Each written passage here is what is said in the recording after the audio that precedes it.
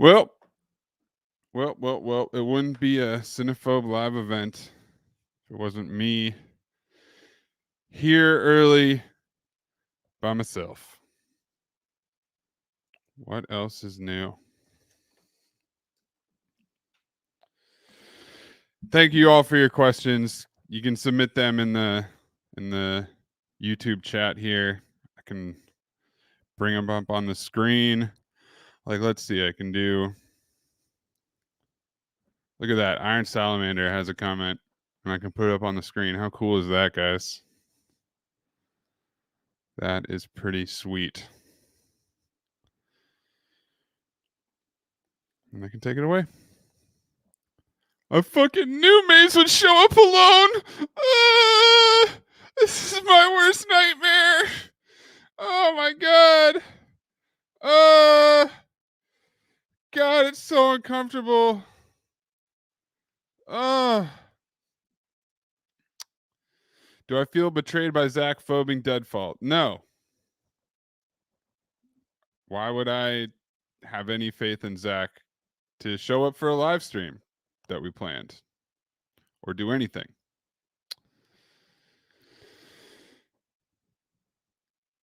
Deadfall is a terrible movie, so no, it's true, Chip Skylark, but I insist that the cage part is worth seeing.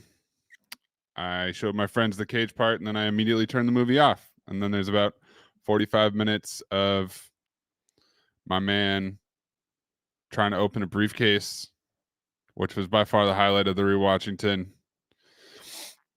We have a new award, by the way. The new award is that Squints and Briefcase Guy are now on the Mount Rushmore of rewatchington heroes that we didn't know existed, heroes that didn't make the original pod, but when we did the rewatchington, they came on strong and they will never be forgotten. How much do backgrounds cost in the Matrix? Does anything cost anything in the Matrix? Just your everlasting energy, life force being used. That's all. StreamYard is pretty cool when it works. This is the first time using it to actually stream, which I think is what it's used for. And I like the look of the questions and stuff. Can I change how that looks?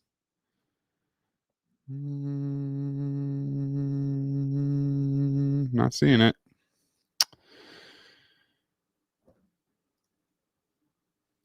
Yo.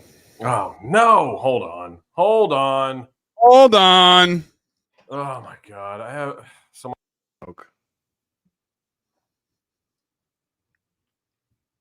Hold on. All right. That sounds better. Yeah. Now, so I'm on a Yeti. My mic broke last night. What'd you do? What did I do to break it? Yeah. It just stopped working? I was having sex with it. No. Choking at 7? I was choking at 7. No, you know the port, like to plug the cord in? Yeah. It up inside the mic. Oh. Around in there. So I ordered a new mic. Broke your port off? You snapped that shit right off? Oh, man. Down to the blue. Like a bomb popped out of the blue. Oh, shit. I got to stop the recording, don't I? Oh, no. Yeah, let's just do a local. I mean, we got the stream here going, but I'm going to run this thing. Hold on, I'm setting all that up. We're live anyway, right? It's live. They're here. This is We're going. Podcasting. Let me do tech support. Oh yeah, hi Jack. I know that I don't have my regular microphone. That's why you sound like shit. I do sound like shit. Actually, it sounds so bad. I can hear it in my headphones, like how bad this mic is. So tinny takes you back a couple hundred years of Cinephobe. It does. It's we haven't done one of these in 3 years. This is a 3-year-old sounding podcast. It was a great idea to have questions submitted, and then I realized that they were going to come in on every single channel. Oh, So I've done my best to aggregate some Okay. questions here. We've got Discord questions, we've got Twitter questions, we've got Instagram questions. Yeah. And then what's cool is that we can actually take the chat questions and throw them up on the screen here. But is the stream buffering for anybody else? Probably not. I hope not. No, I would test it, but I am afraid with this computer. Tim Roberts, we haven't figured out how to do golden dumpster fedoras yet, but trust me, our R&D is working on it. In the meantime, we just have this lovely golden dumpster hat. I gotta get one of those. That is a dope hat. I need one of those. I'm digging it. I like it. At first the dumpster was too small, and I was like, I need that dumpster bigger, man. I need that as big as can be. I guess on the dad hat it might be a little tougher. It needs to be big enough for an unhoused gentleman to be able to rest comfortably in there before Snacky gives it Oh man. a sit. Stay tuned for that Snacky Tuna limited edition unhoused gentleman merch coming soon. But yes, Zach, this is the Cinephobe mailbag. We have not done one of these since June 2021. Yeah, what was that? I was trying to think of this last night, but I didn't want to look it up. What was that platform we were using? Do you remember? It was like the alternative to Clubhouse. We had like a deal with them. Stereo? That's what we did. What was it? Stereo? Yeah, Stereo. Did we do it on Stereo? I think we did stereos. We did a mailbag on Stereo. Okay. I'm pretty sure. That makes sense. I think what I thought it was that we did a combination mailbag episode and Cinephobe episode for some reason, because Amin was out and other people were out. Oh yeah. And so we just lumped them into one. Maybe. But because I don't think any of the stereos ever made it to the main feed, but that's just my thought. Oh, maybe you're right on that. Yeah, you might be right on that. Here's a softball for you, Zach, from Short Round. I washed my hair yesterday. I blow dried it, blue dried it. And then I put a molding paste in there that I use. Worked all day, slept, woke up. This is how it looks. This is how it looks in the morning, the day after. Just straight up. It's just. Did you read that? Did you read that rehearsal article I sent to the? No, I didn't read it yet. No. I was gonna read it today. It was a pretty cool. It was weird that it was now. I guess it's because it's Emmy season and they're trying to get the word back out on the streets. But by far the most interesting thing from that interview with Emma Stone and Nathan Fielder in The Hollywood Reporter was that Christopher Nolan texted Benny Safdie after the finale and was like, "How did you guys do that?" Really? Yeah, which is pretty cool. I like that. It is cool. This fucking hack. That's not the point of the show. That's not the point of what I was saying. Come on, man. This fucking hack. I'm telling you, yes, you got one right with Oppenheimer. We're all happy for you. Do the hack. I just like that the guy who did Inception and built a rotating hallway knew that they didn't have the budget to build a rotating hallway, so he was wondering how they pulled it off. I like that. I mean, it is impressive looking. Yeah, I mean, I maintain that the only part of the finale that looked off was when he was on the tree, because of just the way it was shot and like he's having to grip it weird. But other than that, yeah, it was. And he says like, yeah. Iron Salamander wants a corner liquor store update. I don't have one for you. It's still vacant. They gutted it. They got him out. I'm still trying to figure out how it went down. Wait, what's happening? So I think when you were gone, I did a whole corner store breakdown, including the video of the man of the news report where the person fell through the ceiling. Let's see. I can bring that up again. Oh, no. I remember this. Yeah, I remember this now. Yeah. But it's they, after a year and a half, they evicted these people for not paying, and it's truly been the saga of my life, but it has come to an end. It has come to a triumphant end. Ceiling. Let's go ceiling. There we go. Sean McCullough, I would love to do a live show in Minneapolis. Are you kidding me? I would love that. All right, for the people here. Yeah, I remember this. A story that you just have to hear to believe here. A woman is waking up behind bars after police say that she fell through the roof of a San Francisco liquor store. Yeah, it happens. It's a crazy story. The owner says an ex-girlfriend wouldn't leave him alone. Well, then she ran upstairs, and the rest of the story, here's how it goes. And we were talking, having a conversation, and the next thing you know, she fell from the roof. I thought I had to pinch myself to see if I was dreaming. It was beyond comprehension. And I'm glad she didn't fall on my chihuahua because he was taking a nap. Good thing, right?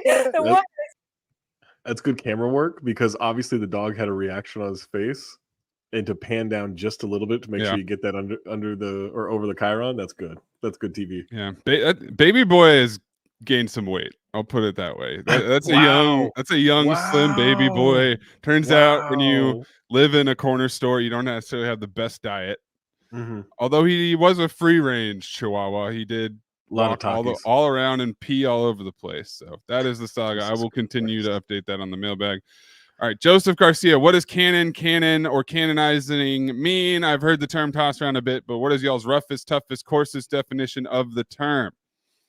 So canon or canonizing, I believe, I'm not sure, but I'm pretty sure it's a Star Wars thing. And no. I don't think it's a Star Wars thing, is it?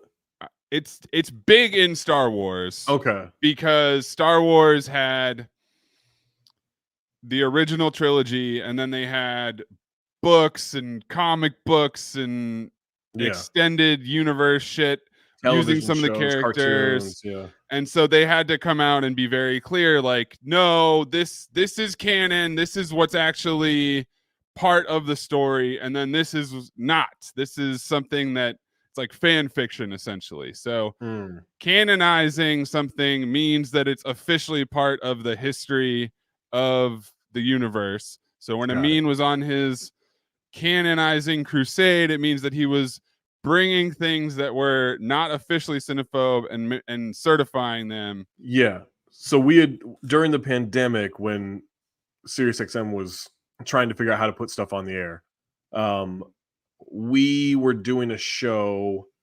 every Friday night, maybe, and they were letting us do like a version of Cinephobe. Obviously, like, we couldn't have Maze on, and we couldn't have the regular format because we had ad breaks and everything, but we were doing a truncated version, so we were only doing sports movies that qualified. And so we had done a bunch of those movies, and Amin decided we were going to canonize them by making them proper Cinephobe episodes. Carlos Della Giannides says Zach needs Snacky Tuna's curling iron. This is a reference to the Rewatchington, Zach, where Snacky Tuna's new microphone looks like a lightsaber dildo curling iron. Okay. It glows red, and he holds it in his hand. It's weird. Great. Only Snacky would have that microphone. Chip Skylark, Zach, do you have a specific height you let your hair get to before cutting it? No, I don't even really care about how the top. It's the sides, right? It's the sides that I end up tracking. So I'll take, I don't know. I'm kind of thinking of cutting this way down up top soon. So I might go like halvesies on it. But I only care about the sides, really. Sick Mundus Creatus asks, confession time. I still don't know what Cobra formula means. Can you explain it to me like I'm a complete bingo? Okay, do this again. So, Zach, you've heard about Cobra formula, right? What's Cobra formula? Cobra formula is when you refer to something vaguely, and then that prompts whoever's in your scene to ask a follow-up question. And then you answer said question. You say what you could have just said the first time. Yeah. Yes. So instead of just saying something, you say, like May said, you say something vague enough to prompt a question to then invite you to just say the thing. It's a classic. The reason that I've locked onto it, and I think the reason that I locked onto it in a Stallone Cinephobe movie, is because it's a crutch of script writing. You want to have two people in a scene talking instead of one. Mm-hmm. And so for that reason, you create questions and you string out dialogue and you create longer interactions because you think it'll, I don't know, because you want to have back and forth instead of one person talking the whole time. I mean, really, it's Cobra formula because in the movie Cobra, it is just everything between Stallone and Poppy from Seinfeld. Yes. That's the only way they interact. And for the live stream, I will, and this, I can't remember if I've shown this to you or not, Zach, but we do have a very exciting development in the works here regarding Cobra Formula. And it is going to be the next merch. Wow. This is courtesy of the great Mark Ordner. E equals MC Cobra. E equals MC Cobra squared. Yeah. Zombie squad. And as you can see, that Cobra has glasses on it. It's got the glasses, it's got the shades on. I love that. Not Oakley's, by the way, everyone. I'm also going to work on a hype video. I've been thinking about this where he does the statistics at the beginning. Yeah. He's saying all the number, and then I'm going to turn it into some sort of math equation. That's my plan. Yeah, so that's a tease for you guys. That's coming soon to the merch store. Yeah, that's killer. All right, let's see here. Josh Bowser, I have two questions. Who do you think you are, and what gives you the right? Who do I think I am? I like to think of myself as a man who didn't lie, just didn't tell the whole truth. That's what I like to think of myself. And what gives me the right? You know, I'm a safe repairman. People trust me with their safes. Nice, sweet Annie. We got to do that. Did we do a rewatch in that already? Yeah, you texted that today. We have not done that. Okay, we got to do that soon. I'm down. I mean, the rewatches have honestly been killer. And yeah, mine was fun yesterday. Like doing it on my own was a little weird and probably not the best form of entertainment for the people that joined. But it was it like we had a lot of people asking for Belly, and I think that would be another fun one because they were asking. Oh, someone, I can't remember who, but someone asked who's the better narrator. Who would I rather have narrating, Michael Biehn or Nas?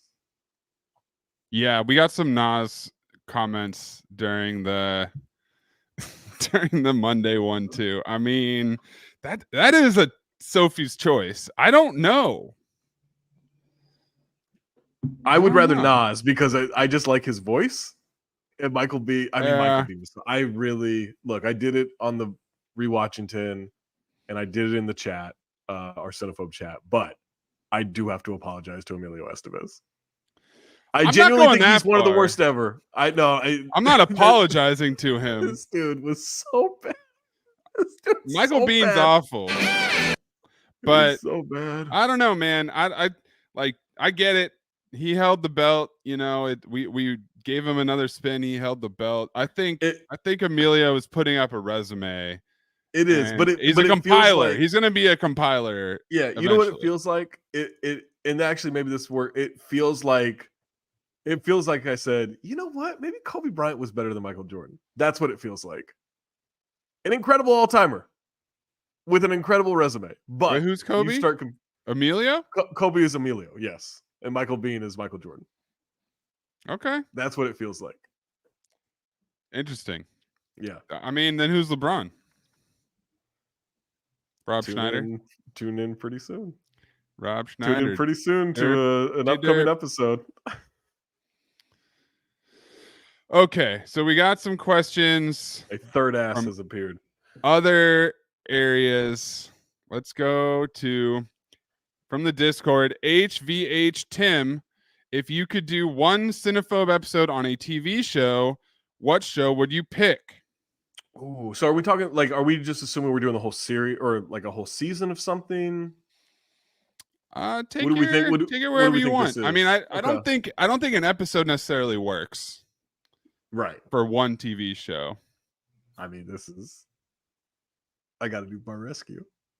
It's got to Well, be there Bar you go. Rescue. We've It's got gotta be. plenty of questions of when is the Bar Rescue Washington coming.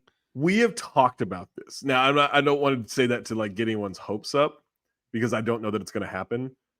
I would love for us to do a Bar Rescue podcast.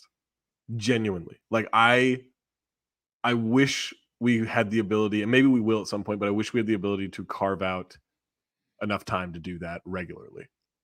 I think it would be so good. I have no comment on this. I've never watched a Bar Rescue. If you guys did it, I might watch one with you guys live. But Washington? We I'll gotta do do Washington. Washington. I'll Okay. do All Washington. right. Okay. This is what we gotta do. We should do This one summer. Washington This a summer. day for a month. This summer we should do a Washington. 30 I'm straight into days. it. Oh, John Tabor, good point. Canonizing something is a religious term. You're right. I was just saying in terms of content, I believe. But yes, in canonizing in the Roman Catholic Church is to declare a dead person to be a saint. That is not what we do. We're not sainting these things. Yeah. But yes, I fully support a Bar Rescue show. I fully support you, Amin and Mo. All right, I'm watching going in. this shit. Oh, I'm going in. I've seen enough. I'm going in. But this is one of those things where I'm hands off. You know, I'm just sending in my scouts and observing. Right. I'm not a part of this. Right. No, we couldn't make you do the same amount of work on a Bar Rescue show. That's insane. I mean, my pick for sure, like, and I think this is doable, is the rehearsal. 6 episodes. Yeah. Oh, dude, and that's a good idea.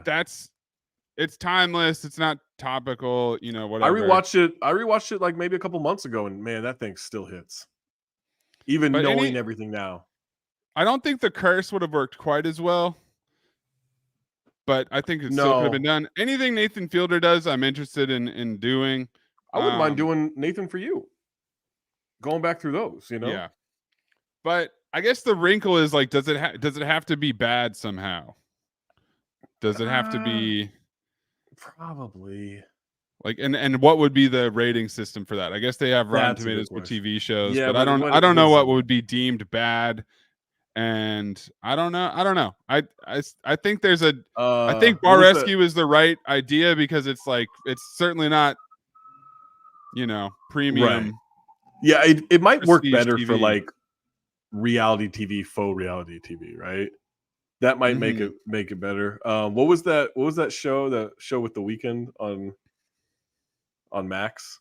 Oh, The Idol. Yeah, that could have worked. Yeah. Worked, yeah. Then you get into something that I used to talk about called a hate watch. So anything that qualifies as a hate watch could be in the mix for a Cinephobe show. Like, what was the show? Was there one this year? I mean, yeah, no, there hasn't been one this year. The Idol was a good one last year, and then another good one was Secret Invasion, but like that's Marvel. That just got so fucking bad. But yeah, I try to not indulge myself in that shit that often. Yeah. Yo, I'd do a show for any of the Real Housewives. I love Real Housewives. So would Katie. So would Mo. So would Mo. Yeah. Ready. Jamie, we could get Jamie in there. Mo will ask me the most. He's started a side chat with me and Katie, and he'll just ask the most obscure questions about like shit from 12 years ago on a show, like the most minor. I'm like, buddy, I don't remember. I don't know what to tell you. It's a good point. Okay. Now, Jersey Joe on Twitter asked, how many times did people mention the Judgment Night soundtrack when you announced that episode? It wasn't necessarily for us, but what happened was that Chef Reactions tweeted that he was watching Judgment Night for our pod, and he tagged us, you know, time I got fucked up and all that. Yeah. And I swear to God, 50 plus, almost 100 Yeah. comments. I would say it's pushing triple digits. About only the soundtrack. Not talking about the movie, not acknowledging Yeah. that he's watching it, nothing like that, but just commenting on the soundtrack. Here we go. February 28th.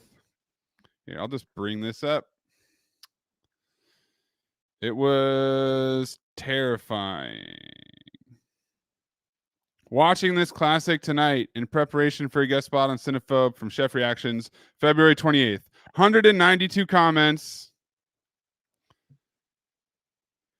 One of the greatest movie soundtracks, all-time great soundtrack. Great soundtrack. Best soundtracks ever, 10 out of 10. Incredibly 10 out of unique and 10. killer soundtrack. Come on, man. Soundtrack You say slaps there's so no hard. skips? Most important part is the soundtrack. Underrated soundtrack. Just ridiculous. Great soundtrack. Top tier soundtrack. Best Oh my movie soundtrack God. of all time. Soundtrack still plays in my head nonstop. Even better What? soundtrack. That soundtrack. Great soundtrack, by the way. Great soundtrack. Soundtrack is one of a kind. You must now listen to the soundtrack for at least a week. Banger soundtrack. By the Killer way, soundtrack. this is what it's like to be in a group chat with Amin when Gotham City comes up. Oh, also shout out to one of our listeners who sent me a message on Instagram who is on vacation in Turks and Caicos. Okay. Okay. Lands at Turks and Caicos. Joey Joy on Instagram. And he said, we land in Turks and Caicos, throw our shit immediately down, go to the beach and hit the beach bar. There's this guy doing live music. He's been killing it. He's been singing Usher, Teddy Pendergrass, Righteous Brothers. And then he sang Gotham City. Wow. Live Wow. by the pool bar in Turks and Caicos. Wow. That's a decision. That's a real decision. Goglin's Law, Benjamin Rose. All right, I'm getting subsumed here. When are you guys going to do another Cinefeud episode? I want to. Yeah, we've been talking about it. I want to do about it. I want to have Juju and Roy on so we can have some Ooh. team action. Yes. I want to have, I want to bring some more spice to it. I would say we could do it live on here, but I think people would just be throwing answers in the chat. Yeah, I don't if think we that's good or could bad. trust it with the chat. Although maybe people would be throwing wrong answers. Yeah, That yeah. That's fun. always Yeah. the thing, It's like, Yeah. do you trust the chat? Amin would definitely trust the chat if he didn't know.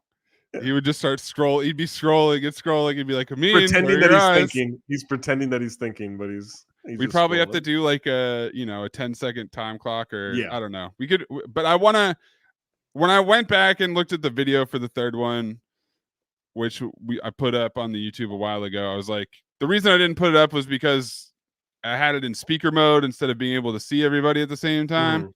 And I wanted to be able to reformat it and I couldn't, but Yeah. it's been a long time. There's a lot of good questions out there. And even if I asked the exact same questions from the third one, you guys wouldn't remember. So, Dude, I was listening to it sometime last year. And as you were asking the questions, I still didn't know. I retained none of it.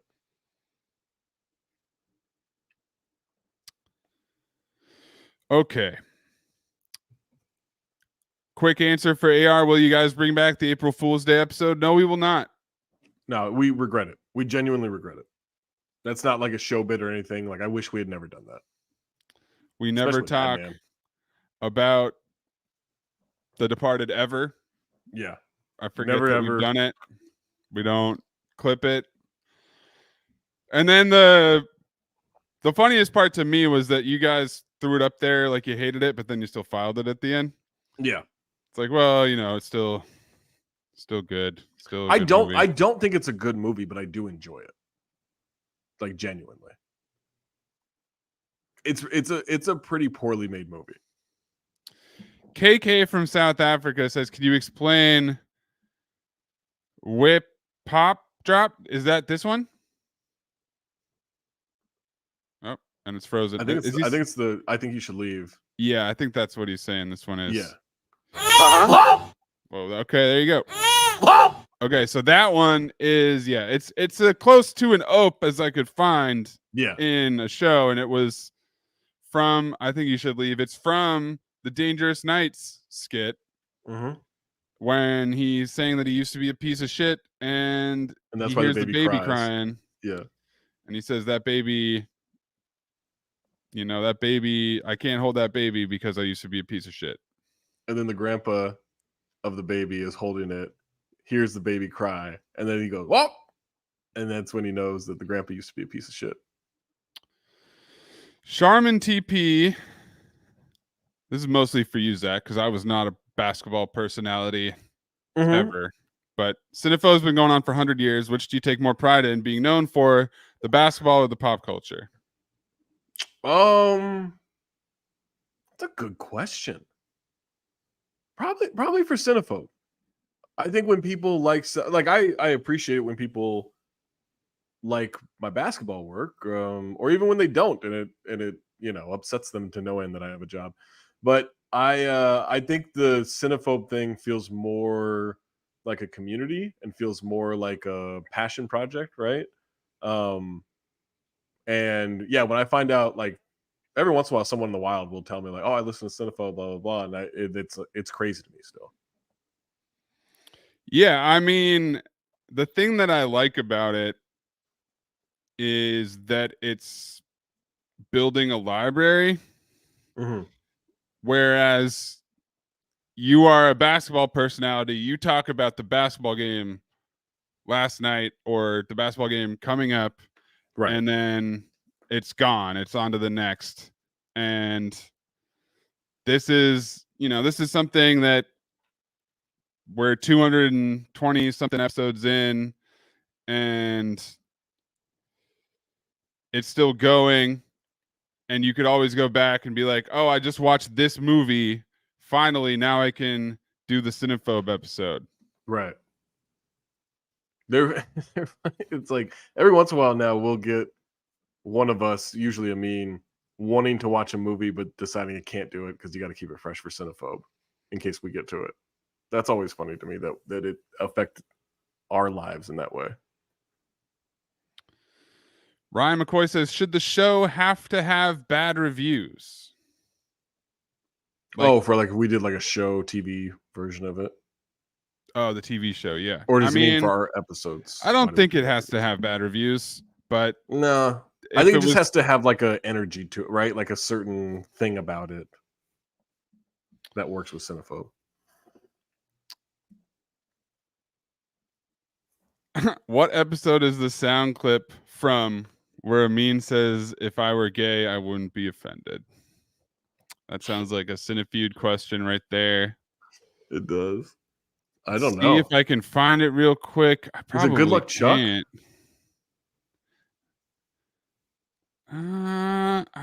That might have to go in the research log for later. I don't know, Yeah. Phantom. Think of which movie has the most. Oh, is it? No, Soul Plane wasn't early enough, right? No. This is because this has been. I want to say this has got to be from like the first 30 years of Cinephobe. Okay. Deli Platter asks, "What's your note-taking process when watching a movie?" From the Discord, he asked that. It is so long. I don't know about you. So I do all my prep before. So I get like the intro ready, I get the cast, the reviews, all that stuff, right? Get all the taglines, budget, all that shit I do before I sit down and watch the movie. And then, man, it is just stop. Like you gotta have subtitles on now, which I hate. I hate watching something with subtitles on. And it is so much pausing. I mean, a 90-minute movie will probably take me 3.5, 4 hours to go through. Yeah, there are a lot of questions about like how long it takes to do all this stuff. The answer is too long. I always get a little stressed for me, I out. don't even have to fucking edit it. That whole I always get process. a little stressed out thinking about how long it takes, and like Mhm. I definitely have never logged it because that doesn't sound good. I will Mm-mm. tell you that the note, like I can tell how long my notes are, right? And if Yeah. you go back to the first 50 to 100, I think I have about 7 pages in a Google Doc, and now it's usually somewhere around 17 to 20 pages. Yeah, I'm usually in that like because I have the intro and everything, the reviews and everything. I'm usually around like 27 pages. I think 20, like anywhere from 25 to 27 pages in the doc.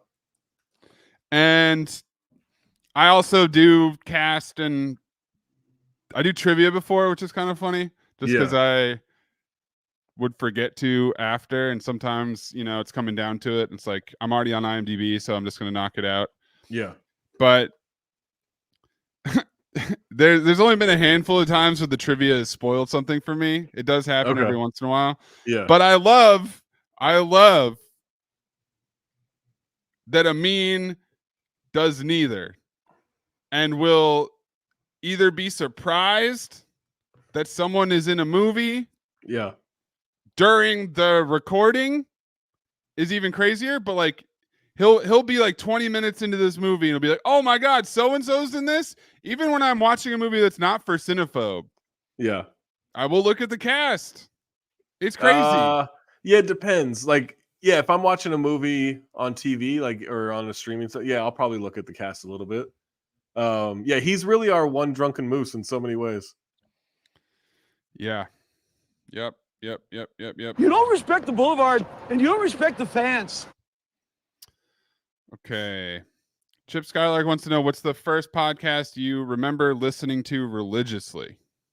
Oh, this is easy for me. Basketball Jones.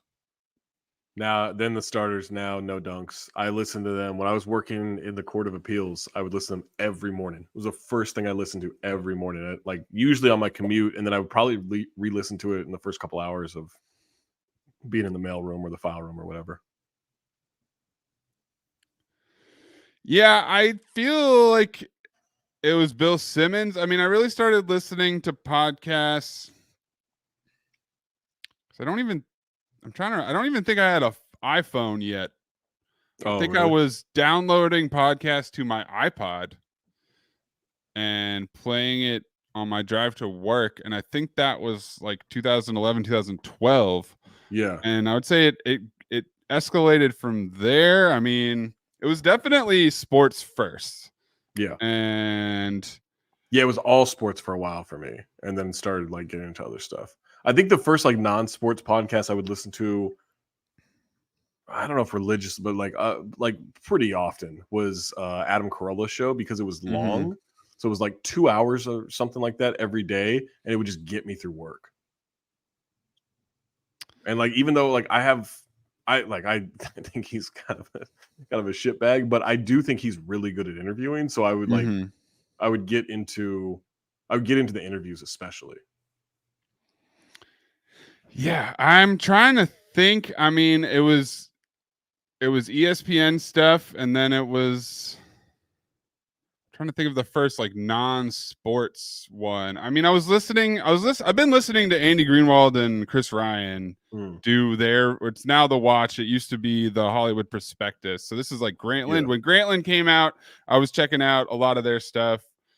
And that's, I still follow a lot of the Grantland people wherever they went, at the Ringer, elsewhere. Okay. Damon Porter, where does the respecting women clip come from? That's super bad. Super bad, yeah. That's drunk ass Michael Cera. Yeah. Proposing a toast to Becca, yeah. Where he is, Becca's a bitch. Proposing a toast because he decides that Becca is too fucked up, so he has to go get fucked up. So he goes to the bathroom by himself and starts slamming booze. Yeah. And then he stumbles his ass out to the gazebo. Yeah. And they're like, oh, shot, let's do a shot. And he says, respecting women. Okay. And that's Becca. He's great, man. I love him. He's a fantastic drunk. I mean, That's just a perfect movie to me.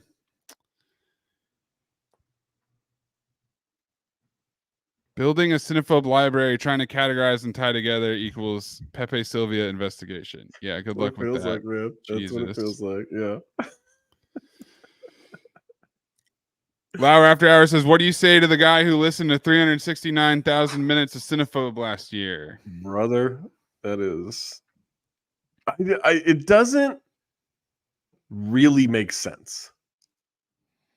Right? So here's where it makes sense. He leaves it on when he sleeps, and he doesn't... And it doesn't snooze. He doesn't put a sleep timer on it. He doesn't snooze it. Nothing. But that's just, are you setting up playlists? Like, can you set up a playlist of episodes to get through? Because otherwise it's just going to stop after the episode, right? I mean, there's this guy who's been posting comments on the Instagram for a while who says, and I think it's a joke, but I'm not sure. He keeps saying like, oh, this is going to make a great nap. I mean, he's not wrong. We are his nap podcast. He puts it on. Yeah. And then he fucking passes out and he wakes up at the end. So he sleeps. It would be funny if that entire plot. It would be funny if that was the guy who needed us to like clarify. Hey, Zach here. I'm gonna now have Maze answer this question. Oh my god. Yo, that guy is an all-timer. Hold on, join the lore. I'm trying to hold it. I really gotta pee. So you keep going. I'm gonna go be right pee. back. Yeah. All right. I'm gonna use this time to keep going through some of these questions here. Rockstar Lifestyle, all you Babadukes in this chat need to join the Patreon. Yeah, that's right. Yeah, you tell him, Rockstar Lifestyle. You tell him.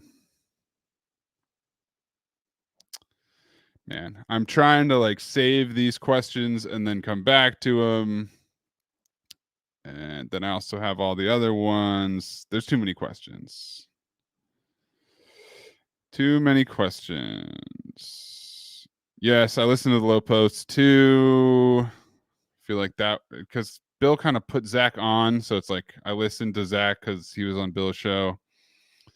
Cinephobe is the only non-sports pod Arthur Mueller has listened to. Check out All Fantasy Everything, man. That's definitely been my favorite non-sports, my direct friends podcast, and it's the podcast I want to be on the most. It's a goal. I met Ian when he came to San Francisco, but unfortunately didn't get to hang out with him. Just saw him after the show, but desperately trying to hold back my desire to be on All Fantasy Everything. F. Scott Hollis says, if I were gay, I wouldn't be offended as somewhere between Showgirls and Wild Wild West. Good. That's only 20 episodes. No problem. Love the drops, Maze. All right. Steve Martin was a prop comic. Whatever, motherfucker! We're takers, gents. That's what we do for a living. No, Take. fuck. I like that gun. You knew I'd like that gun. Yes, the Ching. That's one of the nicest guns I've seen in a long time. I can't wait to shoot that fucker. Okay. If you just fall asleep to a podcast, Spotify keeps going. Yeah. Oh. Yep. Okay. So we'll just keep going to the next episodes. Mm-hmm. Matt Arnett listens while on the treadmill. Do you treadmill 369,000 minutes a year? No. Good cardio. But yeah, I think that guy has to be like, he's got to basically have it on all the time. I think he's got to be listening while he sleeps. I think he's got to maybe have more than one device. Oh. That's which would be one way to do it. But it seems like he's doing that on purpose. Good. Hey, it'll get you attention from us. Who's the guy on the right, by the way? They never introduced themselves. All it says is Honest Podcast. Hey, it's Zach here. I'm the Honest Podcaster. Now Maze is going to talk. Oh, I'm Maze, and I'm also a podcaster, but I don't lie about how honest I am. Whoa! Whoa! It's like a G-dog on a fly tip, flossing with the pussy. Cutting in the crib. Sean McCullough asked Maze how many folks think you're fat before actually seeing you. I mean, in real life, none. I mean, that's crazy. Yeah. That's not a thing. Although the fat guy in the fedora shit has gotten wildly out of control, and I love it. I posted a photo. Yeah. I posted a photo yesterday because I think it was on. Oh, it's because of the Butcher Box read where I say I was a butcher. Now Oh yeah. people expect to see me at their butcher at their meat counter, and so I've posted a photo of myself and the waiters from my meat and seafood days, and then immediately people are like, "Where's the fedora? Why aren't you wearing a fedora?" Cisco asks, "Who's a dream guest you'd want to do an episode with, past episode or future one?" Ooh.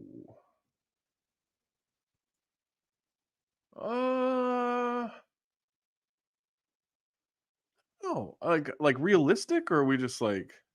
Because obviously, I would love to get Nick Cage for a Nick Cage movie, but I mean, Like a semi-realistic one. I mean, I think Shea Serrano is an attainable one. yeah, we could get Shay for sure. And every time Shay posts a video or a photo of a VHS tape from his wall of a Cinephobe movie, it's like, well, he's got it right there. We've done it, yeah. He's got so many up there. But other than that, I mean, I'd love to get Shane Torres, but I don't know. Oh yeah, we get Shane. We could get Shane. I mean, I'm trying to think of somebody who's like outside the purview, you know? Yeah. Like maybe like Sam Morrill, Andrew Santino. I'd like one Oh, of those Andrew guys. Santino, yeah. Yeah. So we had this comment, which was where is it? Yeah, D Grant said bad friends left behind reference made me go back and re-listen all-time episode. Yeah. So they were trying to figure out what the name of the Nick Cage Rapture movie was. Yeah, they said like Left Alone or something like that. Yeah. And then there was also that that clip of Bobby Lee talking to Eli Roth, and he was saying that he loved Troll 2. And then he said, "Have you seen Monster Dog?" Which is another movie that they made. The Italian Dream Team. So I'm gonna go ahead and say Eli Roth Monster Dog episode is a bucket list. Yeah. I just love to talk to. I would love to talk to someone who's like a filmmaker or a real producer, like someone in the industry who also likes bad movies. Mm-hmm. And so I think Eli Roth is somebody like that. I mean, like Quentin Tarantino would obviously be very cool. He'd probably have some crazy pulls that we've never even considered. Russell Anderson, how are you? Oh, got you. I misread it. Russell Anderson listens to us at 1.3 speed, and you seem drunk to me right now. Zach, how do you feel about the whole speeding up your podcast? Hate it. I fucking hate it. And I get it. I get like people are like, I got a lot to listen to. I'm trying to get through it, whatever. Man, I've tried it. I can't stand it. It ruins all the timing of stuff. I'll never do it. I'll never do it. I think Rachel Nichols says she listens to stuff on like 2 speed. Like that's nuts. That's crazy. Yeah, I just don't feel the need to listen to that many things. You know, like I don't think it's necessary to consume. Like I know I'm gonna miss stuff. It's like people who tell me they speed read books. It's like, sure. Yeah. Are you retaining the info? I don't think you are. Like, agreed. I have priorities for things that I want to listen to. And if I have time to kill, I put on a podcast. I'm not like, well, I got 30 minutes. Let's listen to 4 episodes of Cinephobe at 5 times speed. But Arthur Mueller says 369,000 hours a year is more than 1,000 hours a day. So we'd need at least 43 devices. So my question is, what if it's at 3 times speed? Oh, is that how he's doing this? Maybe. If he's doing 3 if he's just like fucking jamming through it, does it trick Spotify into thinking that he listened to the whole thing? Pam Anderson, I think this is in reference to, would you like Pam Anderson as a guest? I couldn't. Zach, I'm sure you've been tagged in this. Mm-hmm. Liam Neeson, Pam Anderson, The Naked Gun, directed by Akiva Schaffer of Hot Rod and The Watch fame. All the makings of a Cinephobe. It's unbelievable. Yeah. I mean, I don't even know what could make it more Cinephobe. Nick Cage. Like that's it. Like just Nick That's Cage it. show up, like and Michael Cameo. Biehn narrates. Like that's the only thing. Darkness says get squints. Oh, if we could get Squints and the Briefcase Man. guy, yeah. Holy shit. Are you aware of the movie Life on the Line with Travolta and Devon Sawa? Yeah, I think that's the firefighter one. Oh, that's what it's yeah. I didn't know the name of it, but yeah. Oh, yeah, Vance, Tony Medley. Tony Medley is a bucket list. I don't know if we can find him, but I mean, he's not that far from me. Toluca Lake is like maybe 6 minutes away. Throw up the bat signal. Mm-hmm. I'll just go find a MAGA rally to find him at. Mm-hmm. Arthur Mueller wants to know how far in advance we record Cinephobe. It's usually like 2 to 3 weeks. Yeah.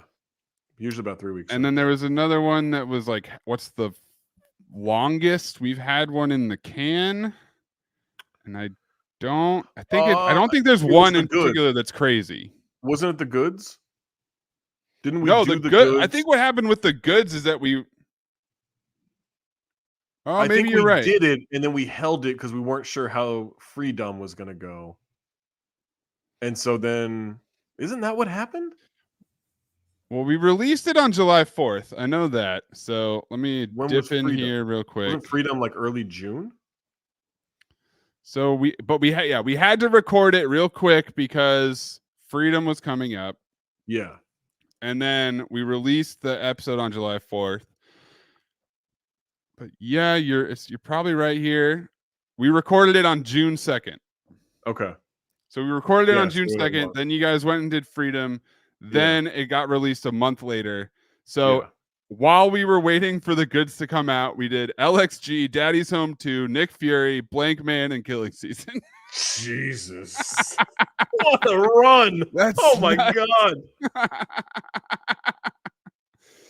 That's holy shit. Fucking crazy, man. Yo, that's nuts. Hey Maze, how was Ian's stand-up last month? It was killer. He sucks. Iron Salamander sucks. He's not going to do stand-up anymore. He's retired.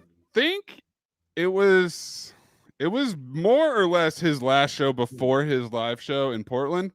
That sounds right. So I would imagine when his special comes out, you will get to see pretty much what I saw. It did cap off. His final joke was him telling the full story of the DC trip that he alluded to on All Fantasy Everything's Past. It was great. I was like, I remember most of this, but it was still great to hear him like walk the people through it again, and obviously with my friends who had not heard it. Dude, he was floundering in Phoenix. The last show they did, he opened. Like they were just kind of like rotating through, but he was like, "Oh, I'll open," and so he wasn't in like a rhythm. He just wasn't. It just threw him off or whatever. He was stumbling over words. So, and he was recognizing that he was screwing up for like maybe the first like 15, 20 minutes of it. So he had 30 minutes. The last 10 minutes, he told the story. He was just like, I know, like he knew he could go to that and it killed it. Like, it's such a funny story.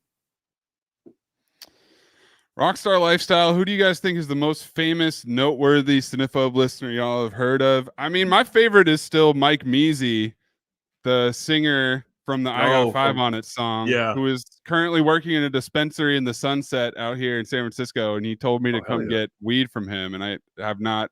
What? He's there 9 to 5, so I haven't figured out when. But yeah, he's my man, Mike Measy. I'm if I can go there, buy some weed, and get him to sing I got top 5 or CT5. I got CT5. Like if I can get him to do an ad lib, that would make my life. So that is on my bucket list for sure. Do you have another like famous listener that surprised you? I'm trying to think who's told me they listen and I was surprised. I mean, we have a guest not next week, but the week after. That was a pretty fun one. So you guys hear about that. Yeah, that's good.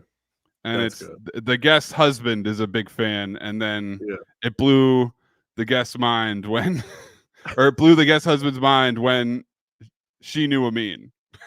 Right. Yeah. That's right. Yeah. It's like it's just Amin. Yeah, I've known him forever. Yeah. Felix Ledesma, any chance of a rewatching or a re-release of HB2? Because that episode would be a banger with all the new sound y'all got. Plus, may as well speak now. I mean, I think if we redid a Redoington, I think if we redid an episode, it would probably be that one. Yeah. I have thought about that. Have thought about Have we going done back that to CT5 list? movies to redo. Yeah. I don't think so. Episodes to redo. That's not a bad CT5. We should maybe I'll do throw that down. Yeah, if we go back to themed months, that might be a fun themed month to do. Ooh, okay. I like that. Yeah. That way it's not like so random, you know? Yeah, we just do like 3 and then we're Yeah. done. Yeah, Something like that. Yeah, maybe not even the full month. Or maybe we let The we have to be fans careful. choose. We Yep, let them well. choose from a curated list. Mm. A curated. Curated. List. Yeah. Yes. As long as it's not Kangaroo Jack 2, I'm good. Sure. Yeah, we can leave that one off. Oh, I think D Grant called it Zombie Month. That's actually a good. Ooh, a good Zombie tag for Month. it. Yeah. But yes, I mean, I also wish that like Final Cut has this annoying thing where it updates its libraries every once in a while, and then if I even want to open the Cinephobe library for the first 100 episodes, it would take about a day of it processing and updating everything. Yeah. Yeah. But I even just going in and like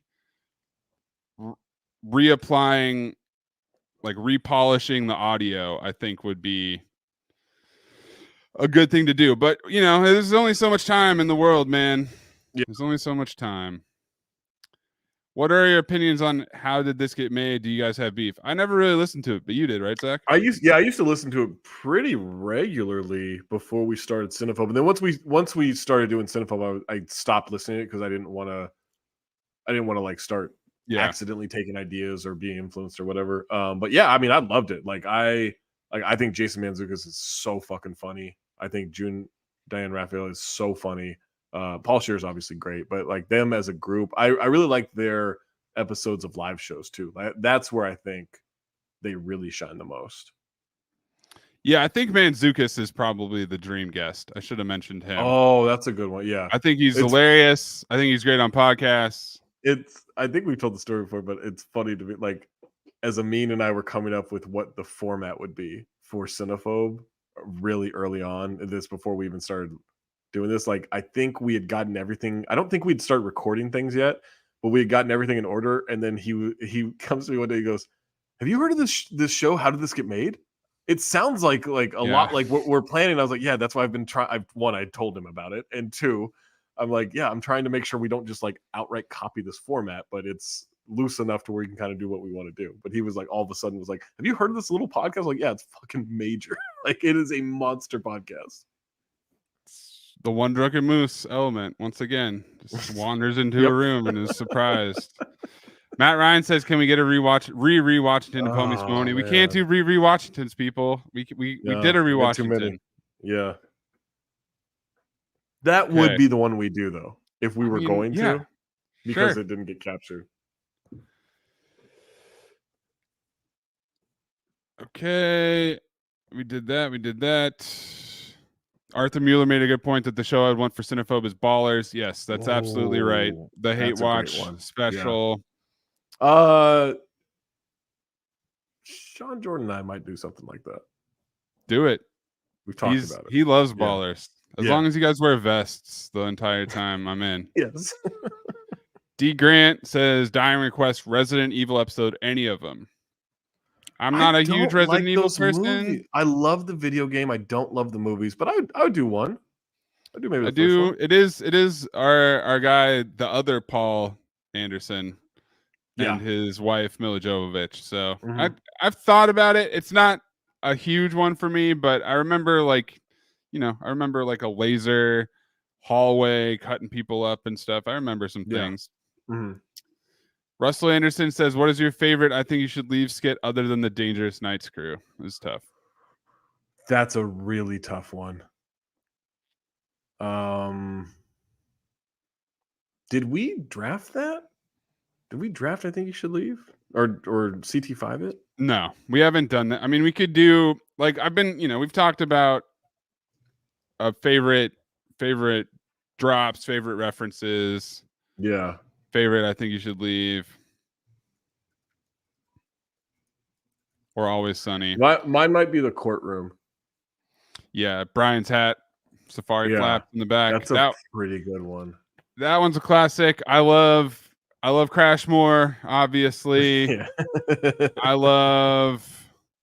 You like that sketch. I knew you liked that sketch. Yes, exactly. I just love the layers to it. I love the actual trailer. I love the behind the scenes clip.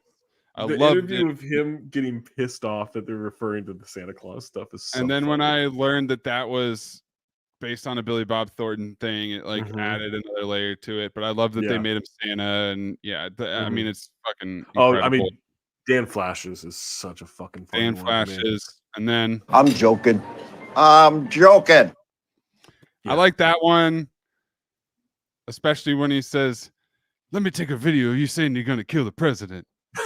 Oh shit! I never turn around. I'm not gonna say I'm gonna kill the president. Oh shit! I couldn't flip the thing up fast enough. The man wanted a burger and he ordered the wrong food. I mean, we've all been there. We've all seen somebody order something better. Okay. What's the closest the podcast has come to ending? I don't think we've ever. I mean, I guess ever even considered it. Technically quit once, but that was never for real. Yeah, that was him trying to recreate something he had done with Izzy on the Levitard show. Right. Well, essentially, he pre-created it. It was then something he tried to do again with Izzy. Oh, maybe that's what it was then. Yeah. Timeline got fucked up. And Chip Scarlett wants to know how much he throws off recording schedules in general. I mean, you're looking at it, man. We're doing a live stream on YouTube when we should have been. To be fair, to be some other things. Some stuff happened to where we can't blame him for that one. But normally it's just late. Dude, it's in like not a couple of minutes. No. He did hit us with a need an hour and 45 minutes recently.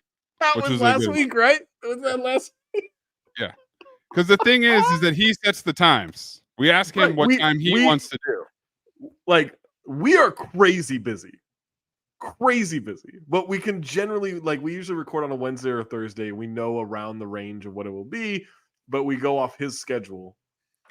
And yeah, he'll be like, all right, noon, Wednesday. Cool. Need an hour 45, guys. An hour 45? Yep. That's crazy. Yep. Luckily, most of my stuff is like, oh, well, I got Tom and Brian Sutter over here in the corner talking, and I'm just not listening to them. Or I can edit this episode now. Yeah. But, it's definitely hard to schedule a mean. And it's getting worse. More fraudulent CT5, a means, plot liftoffs, or Zach's songs. All right, let's pull that up. Well, you did Pitbull 5 times. I like Pitbull. I like Pitbull though. That's a great soundtrack. That's as good as the Judgment Night soundtrack. It's definitely as good as the Judgment soundtrack. Zach's best songs were "Crank That" Travis Barker remix. That's a good one. "Don't Stop the Party" Pitbull, "Living in America" James Brown. He did put "Dinosaur Man" from Tammy and the T-Rex at number 4.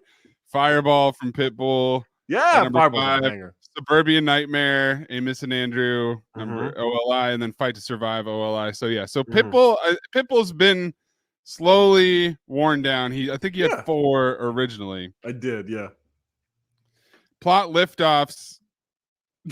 Plot liftoffs was just a mean choosing Golden Dumpsters. So I think he wins that one because his plot liftoffs were Heartbreak Kid, The Ride to Mexico. That was a plot liftoff. The opening scene of Belly and Taxi, not plot liftoff. Correlation between floppy boobs and big mouth vaginas, Hall Pass, not plot liftoff. Jason Bateman showing that dumb bitch how to turn on a microscope from Teen Wolf 2, not plot liftoff at all. Okay, this one was Ricky Gervais withdrawing money from the bank and invention of lying. That's legit. Tiptoes, the moment we see Gary Oldman. That's fair. That's fair. Yeah, no, that's fair. That's fair. Number 1, Bolo killing his own man in Double Impact. That's not plot liftoff at all. At all. What's been driving me crazy lately is that when we do a new episode, he'll be like, "Was that plot liftoff?" He'll ask. Yeah, he's no And so longer. then he'll ask 4 times. And it's like, just choose one. Right. You Yeah. make the choice. It's your list. Yeah, It's your plot yeah, you're- liftoff. No matter, even if you disagree, you will still put the music in because it's our plot liftoff. Like, you don't give a fuck. It's Wild. All right. Another question from Twitter.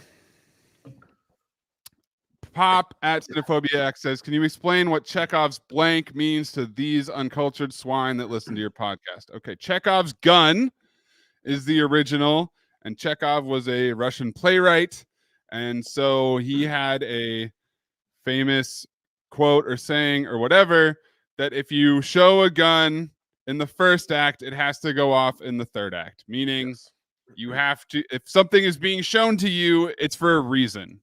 You can't just show a gun and then no one gets shot. So that is essentially, it's not exactly a MacGuffin, but it's pretty similar. It's close. And- Yeah. Like, if I showed that- you Bolo Young in the first act, Bolo Young's got to kill somebody in the third act. Snap a for neck sure. Yeah. or punch a dick by the end of the movie. So some good examples. I mean, I can't think of one off the top of my head, but there's plenty of times where they introduce an item and you're like, oh, that's going to be important. Yeah. I wonder when they're going to use that. And then, of course, it gets used. He also wants us to do CT5 Henchman after the Deadfall rewatchington. I mean, CT5 Henchman That's a is going to good be one. tough. That's a good one, man. Schweitz A from Twitter wants to know, when will Sean Jordan be a guest and what movie would you choose for him? Probably Baby Boy, right? Does Baby Boy? I don't think Baby Boy qualifies. It doesn't? I thought we've talked about this before. No, because it's too good. Yeah, 7187 for Baby Boy. Oh, wow. Oh, good. Okay. I mean, I think it would be fun to do like a karate, like best of the best, maybe. with Aaron Oh, that would be Roberts. good. Yeah. I guess that Sean would be Jordan good. for that. I mean, obviously Yeah. Belly was the one. Yeah, that would have been the best one. Any skateboarding move? Bad skate. Oh, you know what might be a good one? Is Airborne. Airborne's like a rollerblading Yeah, movie. yeah. Airborne that or might like be a good one, Grind. yeah. Grind. Do you remember Grind? That was a movie from like I do remember 2003, starring Adam Brody and the dude with the tongue piercing from Rat Race and Bam Margera, about kids Man, I who don't follow remember a that at summer all. tour. That'd be a good Sean Jordan movie. Yeah. Okay, this is I like this question. Fritz says, you've done a good job keeping Cinephobe and Basketball separate. Do you find it difficult to hold back? For instance, when you were talking about the Thompson twins, I was expecting a And twins.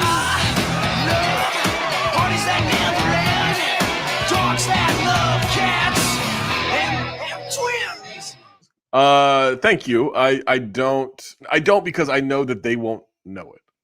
So if I do it, it'll amuse me, which, don't get me wrong, I do plenty of times, but yeah, I do try to keep it separate. Also, I just feel like the less employers know about Cinephobe, the better.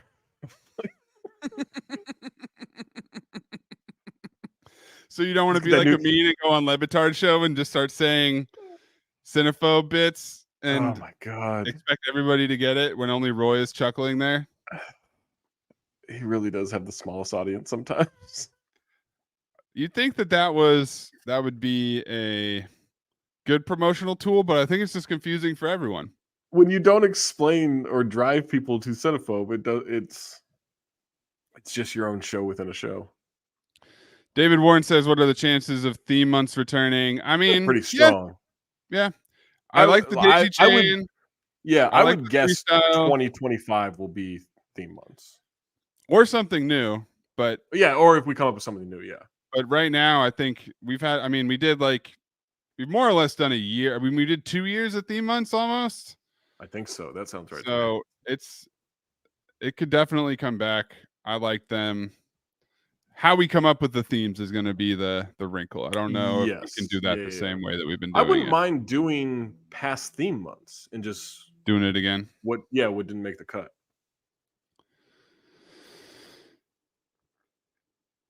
CT5 movies none of you guys have seen that qualify. No, I mean that's just our list, Phil Arenas. Yeah, I've got a whole list of things I want to do and things I haven't seen yet that I want to do. Josh Bowser says, is it too early to do a CT5 repeat offenders? So what I was thinking for this one, and I've been thinking about this for a while, is to do like best resume. And so you pick somebody and you do CT5 best resume of, because even if someone has like just four movies, right? That we've right, done, but if they're all bangers, like yeah, that's a good one. Yeah, we should do that. I like that. Because I think probably 3 at minimum. And I've almost thought of making the cutoff to be a repeat offender 3, just because of how many 2-time people are in this spreadsheet. Yeah. It's fucking terrifying. Yeah. But yeah, I have definitely thought about CT5 repeat offenders. We will get there. Rockstar Lifestyle, what inspired you to do the live soundboard? Would you ever try your hand at DJing like Mike Ryan? I will never DJ. I'm not interested. The soundboard, I mean, it for sure was inspired by Mike Ryan. I asked him which one he had, and he told me about the Stream Deck, and then I got it. Makes and editing better, right? That was the plan. Yeah. Or no, it doesn't. Has it made it easier? Yeah. Kind of. The main, like, if I really wanted to make it really streamlined, it would be like I load all the clips in first prior, right, for every movie. But then also we're waiting, right? Yeah. So it's not like I do think it's made CT5s better, which was the goal. And I'm not on there playing a ton of sound, but it does allow me to just do the CT5 or do this live stream, and then it's done. Take some ice. But also, I have maxed this thing out already. So new things are not. I'm not saying that soundboard. I'm not saying I can't add more things, but I am saying that, like, if I want to get to something on here, I have to remember where it is, and then I have to go. Muscles. And you still don't know what that one means. I still don't know oh wait, you explained it to me, didn't you? It's Dr. Steve Brule. That's what it is. Yeah. Are you unbelievable, man? But the rewatching people type that out. I love when people type that out on Twitter. Have a seizure on your keyboard. But the rewatchingtons have definitely been one of the best ways to go back to a movie and then really rediscover what some of the best sounds are and all that. Okay. Charmin TP, the top 3 current shows that I'm watching. I mean, I'm a little behind right now on a couple things. I really liked Mr. and Mrs. Smith earlier this year. That's Donald Glover on Amazon, and it's a remake of the movie with Brad Pitt and Angelina Jolie, but it's not really like the movie. Shogun, which Zach has been furiously catching up on. I finished last night. Nice. I haven't watched the finale yet, but I have to watch that one this week. But I thought that's really been good. Fucking hate John Blackthorne. One of my least favorite characters in entertainment history. I cannot stand this motherfucker. Why? I hate the way he looks. I hate the character attitude. I hate the way he talks. I hate the way he acts. I hate the way he walks. I hate the way he wears Japanese clothing. I hate the way he stands. I hate everything about him. He almost ruins the show for me. I understand the purpose of his character, but I just cannot stand him. What if I told you the actor's name was Cosmo Jarvis? That's not true. It's 100% true. I hate it even more now. It's kind of a Cosmo Jarvis. It almost moves to the beat of jazz. That motherfucker does not move to the beat of jazz. I hate him. Oh my god, I love that show, but I hate him. I think what are your like top 2 or 3 favorite characters? Mariko is, oh my god. Mariko's incredible. Woo! She's amazing. That she actress, is such a badass. That actress, Anne Sawai, was in a Japanese pop group until like 3 years ago. Dude, she is that character is such a badass. She's amazing. Until I love 5 Toranaga. years ago. Toranaga. I love Toranaga. Like, he's great. And then what is it, Lady Ochiba? Who's the Ochiba, one who comes? Yeah, she's like kind of the shows one up a little stirring the pot. late, but yeah, she she's like, there's something about her that like makes me very like, she's like, I'm like, oh, she could get everybody killed if she wanted to. Yabushige is my man though. Yo, Yabushige is great. He's great. So funny. Yeah. He changes names or he changes sides every fucking episode. Oh my god, this dude's fucking flip flopping like crazy. He's hilarious. He's just macking that one episode of Sunny. Like, I'm always playing both sides. Yep. He invents cucking. He brings cucking to the East. He's obsessed with death. He's not trustworthy at all. He's got the best memes. Yeah. He's great, man. I posted the one after the Warriors blew it in the play-in. It says, well, I would expect you to commit seppuku at once. Yeah. That is definitely applicable anytime you shame yourself. Yeah. The obsession with death is pretty interesting. It's pretty incredible that anybody makes it to 40. Yeah. In Shogun World. Yeah, it's pretty nuts. Other shows that I'm watching. Have you checked out Ripley at all, Zach? No, I don't know what that is. So it's Andrew Scott, who is the hot priest from Fleabag season 2. Oh yeah. Little Irish guy, and then it's a remake of Talented Mr. Ripley. I'm interested in that. It's the thing that's really putting it over the top. One, it was a little disappointing to me to be like, okay, it's the same story, because you know what's going to happen. But it's shot in this like gorgeous black and white, and it looks incredible. Like, the cinematography is some of the best. It's definitely cinema quality. It's pretty unreal that it's a Netflix show. He's really good in it. And I'm about halfway through that. And then I really like Fallout. That was really good. I got to get into that. Yeah. My girlfriend and I started watching Palm Royale, which is the Kristen Wiig show. That's okay. Okay. It's okay. It's I wish it was a little funnier. I want to watch that. And then what's the Sugar? What's the Sugar? Colin Farrell. Haven't started that either. The Sympathizer also came out a couple weeks ago. I haven't started that, but Hacks is about a week away from season 3. I'm really excited for that show. That's a couple. X-Men 97's been fucking dope, man. I haven't watched that yet. I need to get on that too. It's fucking good. Yeah. There's the thing that's been killing me, Zach, is that Ripley was a binge, Fallout was a binge, Three Body Problem was a binge, and that ended up not being good. Oh, it's not good? Like, the first 3 I thought were really good, and then the end I thought was, because I was hearing good things, but maybe I just heard when the first 3 were out.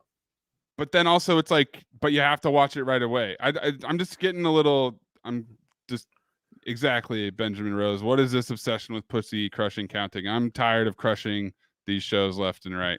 I've been rewatching the Increasingly Poor Decisions of Todd Margaret. Oh my god, David Cross. That show was fucking brilliant, man. Was that 2 seasons on Comedy Central? There's a 3rd season. Like, it's not streaming anywhere, so I just bought it. There is a 3rd season, but I only remember the 2 seasons. Yeah.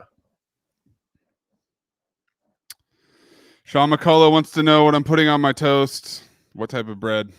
Sourdough, generally. I occasionally get a different type of bread. I did get a like rustic loaf from a restaurant that was off the chain. It was some of the best bread I've had. And I put some butter on there, and sometimes I put some peanut butter on there. It's not too crazy, bro. No jam? Not too crazy. I don't really need that sweetness. Okay. In the morning. All right. Felix Ledesma wants a Martin Lawrence month. It is pretty wild. We've only done Bad Boys 2 for Martin Lawrence. Yeah, there's some on my list that will happen relatively soon. Iron Salamander, hey, you said the dispensary is off Sunset. No, it's not in Los Angeles. It is in the Sunset in San Francisco. Up in the sky. Up in the sky. That's where it is. Cisco says, does everyone else have mazes drops just inhabit their normal lives now too? I don't like the puss one. Who's that man? There we go. Yeah. Yes. Bingo. Combination. Drake. Amy, pretty. Amy, good. Gorilla. I miss Amy, man. Oh God, we gotta What a get time. some chimps back on this show.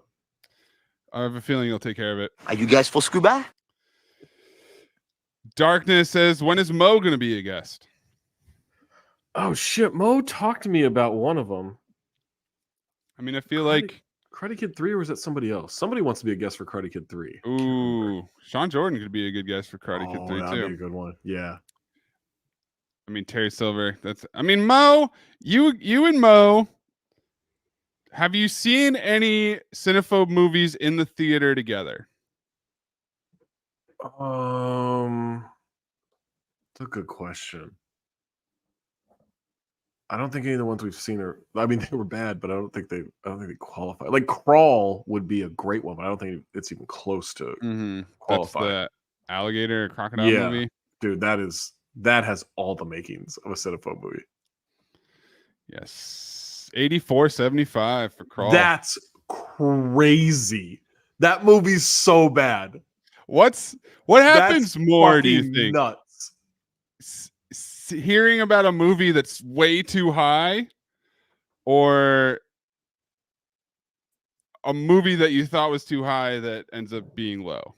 I mean, is Twins the biggest one where because I mean, was like, no way it qualifies. Out for that one. Yeah, no, it's probably the ones that I'm expecting to qualify that aren't even close. I'll still like once a month someone will be like, oh, you gotta do Face Off. I'll be like, dude, it's 92% on Rotten Tomatoes. Like that, it's not even close. I mean, I've looked at lists and lists of eligible ones for 5 years now, so I'm not really that surprised to find out that something does qualify. Yeah, but it's definitely more like a new movie that's coming out. Like we had somebody be like, oh, I can't wait for the Beekeeper episode. I'm like, hate to break it to you, dude. Yeah. Beekeeper. Oh, dude. Not going to qualify. There's some like rumor that they're going to do a Face Off 2, and someone's like, "Ooh, Cinephobe." I'm like, it's not going to qualify at all. It's not I don't even think they're going to make that. I don't either. But like, I don't think that's a real rumor. D Grant 2334 put Apex Predator all day. Skull, like that's from the movie Crawl. I need you to watch that movie. I need you to watch that movie just for that part. It's so fucking stupid. Did basketball drop down? I think basketball qualifies now. I think I looked at it recently, or maybe 41. It was like 41. It's 41. Okay. It's like right there. I know I looked at it recently. It hasn't had a new review in the last couple years, so that's one where it's like it's right on the edge there. Dune 2 while we're at it. Sure, let's just review critically acclaimed movies. That's right. Yeah. When is Mo going to be a guest? I don't know, Mo. You're going to have to earn it, Mo. You hear me? Mm-hmm. You're going to have to earn it. One more thing for you to earn that shit. Mm-hmm. What's the Cinephobe term do you guys use most in the wild? New and down in your lexicon's fucking crazy. New in town, and I've never done a live stream before. I've been like saying combination in my head a lot recently, or out loud. If someone says combination, I'll just repeat it. I mean, definitely like the one that like I giggle at the most is when someone says, "I didn't have that on my bingo card," right? Like that makes me. Yeah, bingo. If you hear bingo in the wild, your ears perk up. That happens quite a bit. Yeah. I mean, this doesn't count because I can't make the noise, but I do hear the duck call in my head. I mean, I definitely do that. I say constantly. That's well, you started doing that.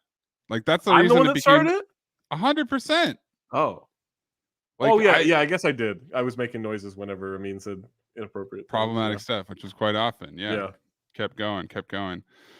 Vance wants to know what's the unofficial TV show. I think you should leave Always Sunny or Bar Rescue. I think it's still Sunny. I think it's still Sunny. That's the thing I think we reference the most. Amin It's got- references Family Guy the most, but we don't really reference Family Guy that much. I've never made a single Family Guy reference, so that's always Amin. Every single time there's a Family Guy clip, it's Amin.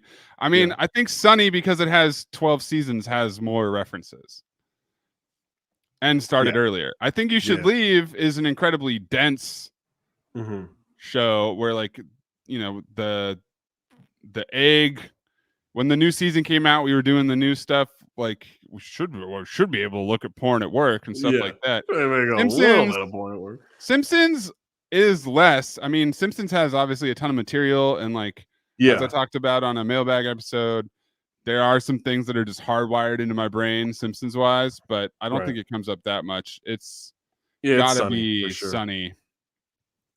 Bar Rescue's making a push, but that's more just me and Amin. Well, I'm doing it now.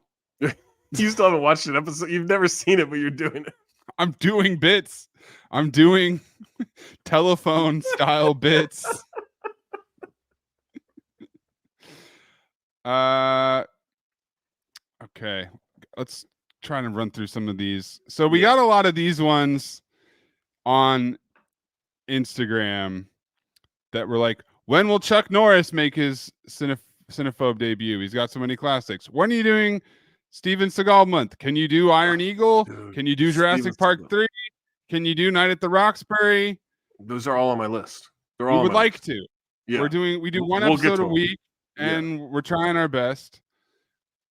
Emily Sargo says, "Why is your dad the best comeback ever?" I do love that, man. I love that so much. I seriously watch that movie every couple of weeks now. I will just put it on and maybe fall asleep to it. But I fucking love that movie. I like it because it's the perfect way to interrupt a long-winded question. Yeah. Anytime you start a question with, why did this weird thing happen in the movie? Why did, and it's all, and the best part is because that question is usually rhetorical anyways. Right. It's like, we know why they did it. It's because it's stupid. And it's because yell on television. They didn't think out the plot point, etc. We had a couple of these. Yo, Adrian71. Why did the Meadowlark partnership end? Because they didn't renew it. There you go. Ask them. They don't like things that get downloads. No Bad Food. Will you do Pound of Flesh, the movie where they steal JCVD's kidney? I mean, all the makings say no more. If it qualifies. JCVD, I'm in. Yeah. JCVD's in for it. A file. Yeah. Once JCVD gets to 10, he'll be in the all-time. I can't speak for these other Babadooks, but I will get us to 10 for JCVD for sure. Yes, you will. Because we had a question that, of course, I can't find where it came from now, but it was essential. Oh, it's got to be down here. It's like, rate these repeat Avengers in order: Travolta, Liam, Cage, and the downtown LA Bridge. So this is actually an analytics thing that I've been doing. So mine's pretty straightforward. Downtown LA Bridge, number 1. What? I'm like 10 for 11 on downtown LA Bridge movies. Let's go back to that question of, did the podcast ever come close to ending? That right there now just is offensive. And then Cage, and then somehow Liam Neeson, and then Travolta. That's crazy. So this is, I would have thought Travolta over Liam Neeson, but Zach, according to your list, it's Cage, Travolta, Liam Neeson tied, and then LA Bridge. Yeah, that's how I would have it. I think I'd probably put Liam Neeson second. I would break the tie because of Honest Thief, but fuck Gotti though, and White Man's Burden. That's tough. No, they should be tied. And then Amin would have LA Bridge, Liam Neeson, Travolta, Cage last. Yeah, fuck him. And then if you throw Stallone in there, Stallone would be last for you, second for Amin, and tied for second in terms of percentage for me. Yeah, that sounds right. So there you go. It's pretty wild. But if JCVD gets up there, I don't think you've phobbed the JCVD movie yet. So. I don't know that. I don't. Maybe I would phobe Street Fighter. I gotta watch it again. I haven't watched it in a while. That's the only one I can think of that I might phobe. Unless it's one of the new ones that I haven't seen yet. Jordan Handworker 13 says, "Will AI replace filmmakers?" No, I don't think so. I think it'll replace a lot. I think it'll do some stuff, but I don't think outright replace. They can Maybe do chimps for you. Just a chimptage. The meta AI is getting better. You can start throwing some movie themes in there. Amin was sending me so many one night. So many Star Wars ones and Rocky and shit. It was, oh my God.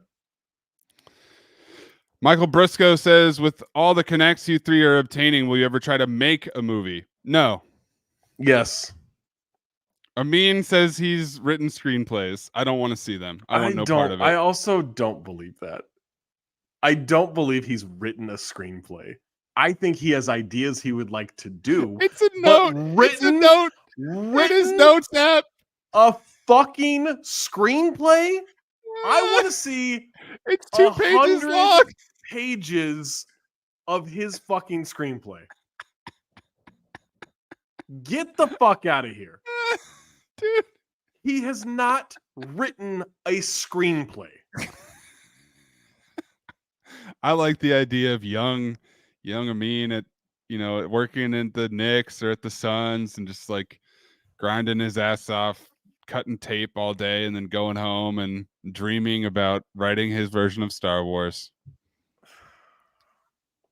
See, it's like Star Wars, but instead of Jedi, they're all big-titted, breasted women.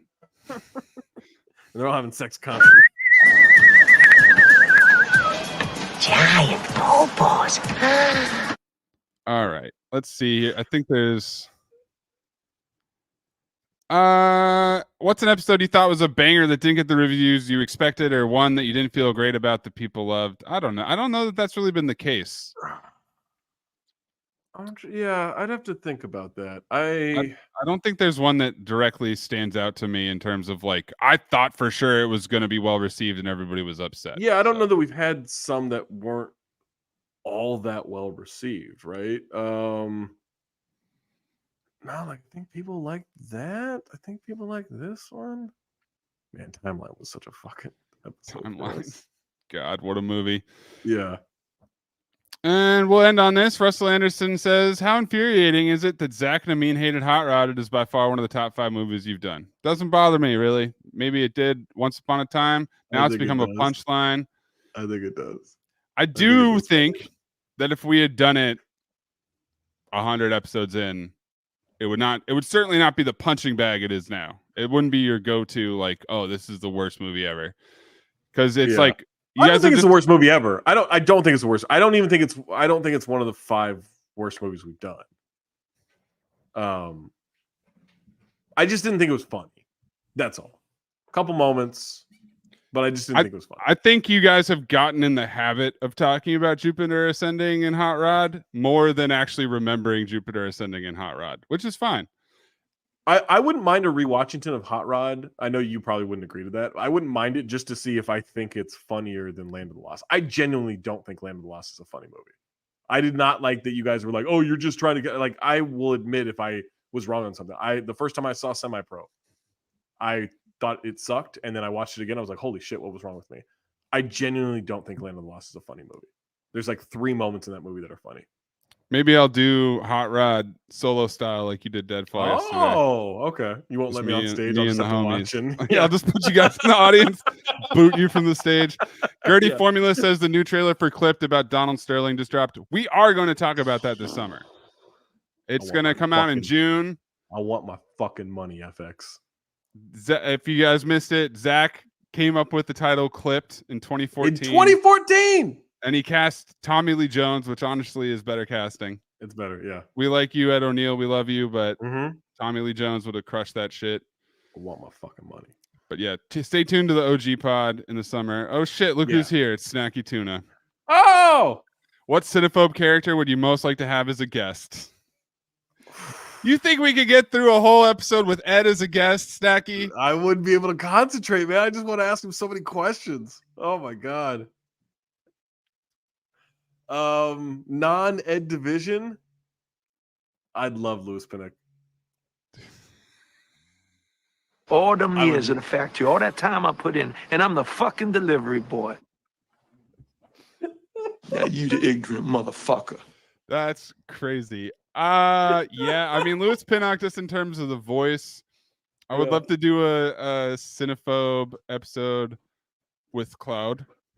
I think hearing Cloud's yes. opinion. Look to Yes. me in my eyeball. That's a great I mean, one. we're getting into like memos and Mhm. Dangerous Nights Cruise. Yeah. What's another good one? Is there any? There aren't too many movies we've done that are like about movie directors or producers. No. Adrian Brody's character from Fool's Paradise. I wouldn't that mind w- doing one with him. Yeah. Eyes closed, ears plugged. Keenan from the Mighty Ducks. That'd be good. Yeah. Amy Good Gorilla. Ooh. Roscoe. Jonah Hill from which Jonah Hill? Oh, Beach Bum? Jonah Hill from Beach Bum would be pretty funny. Jonah Hill from The Watch would be pretty funny. Yeah, that's a good one. The whole Watch crew. Renato from Homie Spumoni as a guest. Did we? Maybe for that episode. Yeah. with Officer Coco. Oh my god. Would the Watch, was the Watch like well received as an episode? Maybe that's the one to that previous question. Yeah, maybe. I kind of thought that would go bigger, but maybe I'm just not remembering. Okay. when it came out. Vince Vaughn from The Breakup Yeah, would have some wild takes. wild takes. Also would have some wild takes. Jon Favreau from Four Christmases. Oh yes. If we did like a Yes. blood sport type movie with Jon Yes. Favreau from Four Uh-huh. Christmases.